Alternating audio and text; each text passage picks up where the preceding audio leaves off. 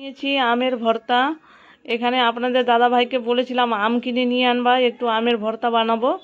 তো বাজার থেকে আম কিনে নিয়ে এনেছে। গ্রামের দিকে তো গাছে গাছে অনেক আম থাকে, কিনতে হয় না, বাড়িতে অনেক আম আছে, কিন্তু এখানে আমাদের কিনে খেতে হয়। তো দুটোই আম নিয়ে এনেছিল কিনে। আর এখানে জিরা আর শুকনো লঙ্কাটা একটু ভেজে নিয়েছি। এখানে ভেজে আর একটা শিলপাটাতে পিষবো, তো তার জন্য একটু কেটে নিয়েছিলাম। আর এখানে একদম শুকো শিলটিটা আছে, আর এখানে আছে লবণ দিয়ে ভালো করে গুঁড়ো করে নিয়েছি। এখানে একদম শুকা শুকা গুঁড়ো করে নিয়েছি। আর এখানে এই যে আমটা থেতো করে নিব, একদম হালকা হালকা থেতো করে নিতে হবে, একটু একটু করে, বেশি মিলমিল করে পিষতে হবে না, একদম হালকা হালকা করে থেতো থেতো করে আর উঠিয়ে নিয়েছি। আর আমের চাটনিটা খেতে খুব ভালো হয় ভর্তাটা, আপনারা বানাবা, লবণ চিনি আর এভাবে করে মেখে খুব ভালো লাগে। দেখো।